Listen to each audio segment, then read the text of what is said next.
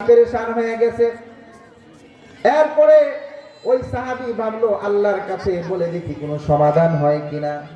সুন্দরভাবে ওযু করে ঘরে গিয়ে নামাজে দাঁড়ায় গেল। ওই সাহাবী নামাজ পড়ে আল্লাহর কাছে বলতেছিল, ও আল্লাহ, আমার বৃষ্টির অভাবে আমার জমিন শুকিয়ে গেছে, আমার জমিনের মধ্যে ফলন হচ্ছে না। ওই সাহাবী নামাজ পড়তে দেরি, আল্লাহর কাছে সাহায্য চাইতে দেরি, ওই জমিনে গিয়া দেখে আল্লাহ রাব্বুল আলামিন অনবরত বৃষ্টি নামিয়ে দিয়েছে। অথচ ওই সাহাবী খেয়াল করে দেখলো যে তার ক্ষেতের আশপাশে বৃষ্টি হচ্ছে, কিন্তু অন্য কোথাও বৃষ্টি হচ্ছে না। কথা বলেন ঠিক কিনা?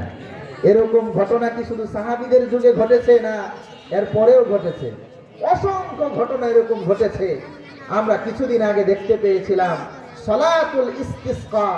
বৃষ্টির অভাবে সবাই বৃষ্টির অভাবে পেরেশানিতে ভুগছিল, তখন কিছু কিছু জায়গায় সালাতুল ইস্তিসকা বৃষ্টির নামাজ পড়া হয়েছিল। কথা বলেন ঠিক কিনা? আমরা দেখতে পেয়েছি বিভিন্ন অঞ্চলে সালাতুল ইস্তিসকা বৃষ্টির নামাজ পড়তে দেরি হয়েছে, কিন্তু বৃষ্টি নামতে দেরি হয় না। কথা বলেন ঠিক কিনা? এই জন্য সাহায্য চাইতে হবে আল্লাহর কাছে। 1 নম্বর কিসের মাধ্যমে? সবরের মাধ্যমে। 2 নম্বর আল্লাহর কাছে সাহায্য চাইতে হবে কিসের মাধ্যমে? সালাতের মাধ্যমে। সালাতের মাধ্যমে, নামাজের মাধ্যমে। দোস্ত, ঈমান আনার পরে যত আমল মুমিন বান্দা করবে, তার মধ্যে সবচেয়ে বড় আমলের কথা হচ্ছে এই নামাজের কথা। মুহতারাম হাজিরিন, ইসলামটাকে একটা ভিত্তির উপরে দাঁড় করানো হয়েছে। দুনিয়ার মধ্যে কোনো বিল্ডিং দাঁড় করাইতে হলে অনেকগুলো খুঁটির প্রয়োজন হয়। তার মধ্যে কিছু খুঁটি থাকে এমন যেগুলো হচ্ছে মূল খুঁটি। কথা বলেন ঠিক কিনা? আমরা আমাদের আশপাশে অনেক ভবন দেখতে পাচ্ছি, যেই ভবনগুলোর মধ্যে কিছু খুঁটি আছে মেইন খুঁটি, আর কিছু আছে সাপোর্টিং খুঁটি। কথা বলেন ঠিক কিনা? ঠিক তেমনি ভাবে আল্লাহ রাব্বুল আলামিন ইসলামটাকে কয়েকটা আমলের উপরে দাঁড় করিয়ে দিয়েছেন। 5টি স্তম্ভের উপরে ইসলামকে দাঁড় করানো হয়েছে, 5টি খুঁটির উপরে ইসলামকে দাঁড় করানো হয়েছে।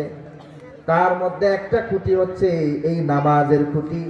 হাদিসের মধ্যে এসেছে, মান তারাকা সালাতান মুতাআম্মিদান ফাকাদ কাফারা।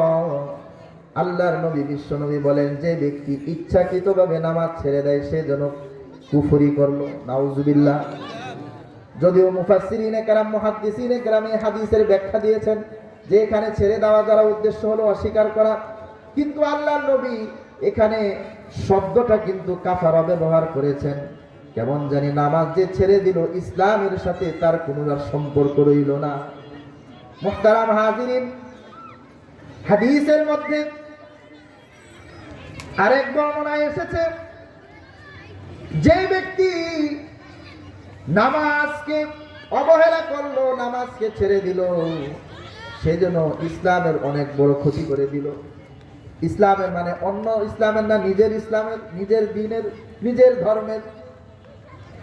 ধর্মের ক্ষতি করে দিল। তার মানে আমি যে মুসলমান, আমি যদি নামাজ না পড়ি তাহলে নামে মুসলমান থাকতে পারবো, কিন্তু প্রকৃতপক্ষে আমি মুসলমান হতে পারি না। এজন্য নামাজকে ধরতে হবে, কঠিনভাবে ধরতে হবে। আমার জুমার মসজিদে আলোচনা চলছে একটা বিষয়কে কেন্দ্র করে, সেটা হলো সফল মুমিন কারা। সূরা মুমিনের শুরুতে আল্লাহ পাক সফল মুমিনের কিছু বৈশিষ্ট্যের কথা সেখানে বলেছেন। তার মধ্যে 1 নাম্বার বৈশিষ্ট্য কি? আল্লাহ পাক বলেন, قد أفلح المؤمنون قد أفلح المؤمنون الذين هم في صلاتهم خاشعون।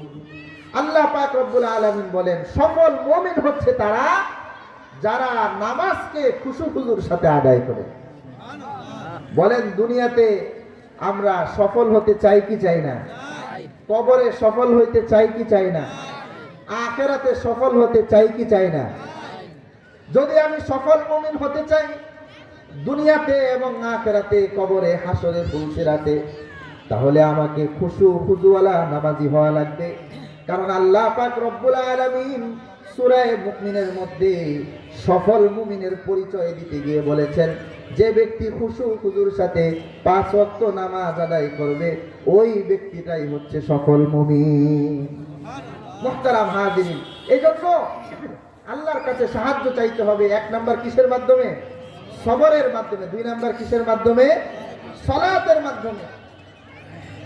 এক বর্ণনায় আল্লাহর রাসূল বিশ্ব নবী হযরত মুহাম্মদুর রাসূলুল্লাহ সাল্লাল্লাহু আলাইহি ওয়াসাল্লাম বলেন, ও আমার সাহাবীরা, যদি কোনো ব্যক্তি তার ঘরে যাওয়ার সময় 5টা নহরের মধ্যে সে 5 বার দিনে গোসল করে, বলো তোমরা ওই লোকটার শরীরে কোনো ময়লা থাকবে কিনা?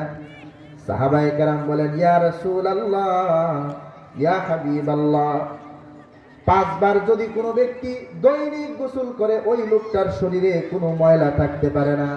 আল্লাহর নবী বিশ্ব নবী বলেন, তাহলে আমার সাহাবীরা শোনো, যে ব্যক্তিটা দৈনিক 5 ওয়াক্ত নামাজ সময় মতো আদায় করবে, ওই ব্যক্তি 5 বার গোসল করার কারণে যেমনি ভাবে তার শরীরে কোনো ময়লা থাকে না, 5 ওয়াক্ত নামাজ জামাতের সাথে আদায় করলে ওই ব্যক্তির জিন্দেগিতেও কোনোদিন গুনাহ থাকতে পারে না। গুনাহ মাফ করাইতে চাই কি চাই না? তাহলে কি ধরতে হবে? নামাজ ধরতে হবে, সালাত ধরতে হবে।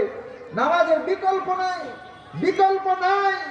আল্লাহর নবী বিশ্ব নবী জীবনের শেষ মুহূর্ত পর্যন্ত নামাজের গুরুত্ব দিয়েছেন, নামাজের গুরুত্ব দিয়েছেন।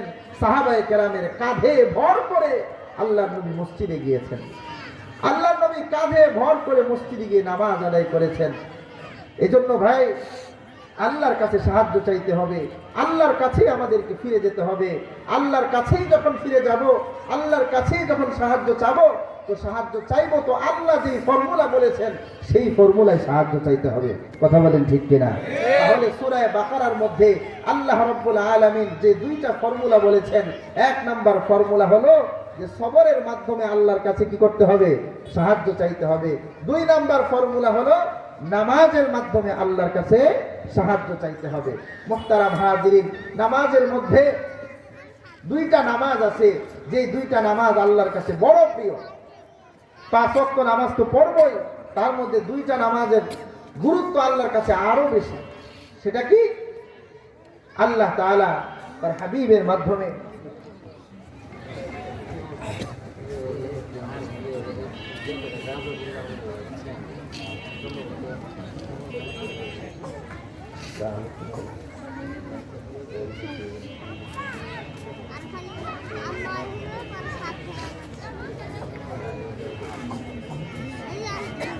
ছিলাম যে আল্লাহর কাছে সাহায্য চাইতে হবে 2টি বিষয়ের মাধ্যমে। আশা করি আপনারা মনে রাখবেন কোরআনের এই আয়াতটা। 1 নাম্বার হলো কিসের মাধ্যমে? সবরের মাধ্যমে। 2 নাম্বার কিসের মাধ্যমে? নামাজের মাধ্যমে, সালাতের মাধ্যমে। হ্যাঁ, আল্লাহ রাসূল সাল্লাল্লাহু আলাইহি ওয়াসাল্লাম হাদিসের মধ্যে বলেছেন, মান সাল্লাল বারদাইন দাখালাল জান্নাহ, মান সাল্লাল বারদাইন দাখালাল জান্নাহ।